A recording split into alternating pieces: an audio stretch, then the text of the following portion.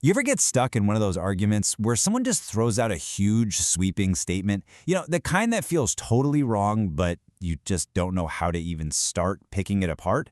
Well, today we're going to break down a super simple logic trick that will help you completely dismantle those kinds of arguments. Let's jump right in. So it all starts with a really common and, let's be honest, kind of frustrating type of claim. It's the kind that just paints everyone, or everything, with the exact same brush. Okay, so picture this. A friend of yours just says flat out, everybody cheats on their taxes. It sounds so absolute, right? It feels almost impossible to prove wrong. This is a classic universal statement. So what do you do? How would you prove that wrong? Do you have to track down every single person on the planet who pays their taxes honestly? Well, the good news is, no, not even close. The burden of proof on you is way, way lower. All you need is one single counterexample. Just find one honest taxpayer, and that entire argument just crumbles. The secret here, the real key, lies in a special category of words. They're called quantifiers. And trust me, once you know what they are, you are going to start seeing them absolutely everywhere. And here's the cool part. All these powerful little words really just fall into two main camps. You've got your universal quantifiers, which make a claim about everything, and then you've got your existential ones, which just say something exists, at least once. So first up, we have the universal quantifier. These are the words of absolute certainty. All, every, nobody, none. They make this huge, bold claim about every single item in a group, and they leave zero room for any exceptions. And its counterpart is the existential quantifier. Now this one is much more modest. It uses words like some, or one, or at least one. It's not trying to say something is true for everybody, just that it's true for at least one case. It exists.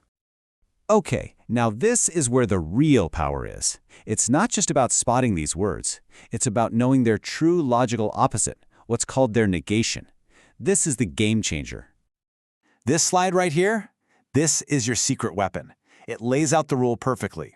See the pattern? To negate a universal statement like all A's are B, you don't say no A's are B. That's not the true opposite. The real opposite is an existential one. At least one A is not B. So the opposite of all is just at least one isn't. And you can see the flip side is true too. The opposite of at least one is none. All right, let's put this into practice. Once you get this rule down, applying it just becomes second nature. Let's see how it totally changes our examples. So let's circle back to that tax problem. The statement everybody cheats is universal. So its true logical negation isn't nobody cheats. No, it's much simpler. It's just at least one person does not cheat on their taxes. All you have to do is find that one person, and logically, you've won the argument. Let's try another one. Imagine someone says, somebody brought a flashlight. That word, somebody, well, that's an existential quantifier. It just means at least one person. So what's its true opposite? Yep, you got it. The true opposite of at least one person has one is nobody has one. So the negation is nobody brought a flashlight. To prove your friend wrong in this case, you'd actually have to check every single person and show they don't have one. Okay, one last one, a classic from math. There are no prime numbers that are even. This is a universal statement, right? It's using the word no. So what's its negation? The negation flips it to an existential claim. At least one prime number is even. And is that true? Absolutely. The number 2. It's the one and only even prime number, but that one single counterexample is all you need to completely disprove the original statement.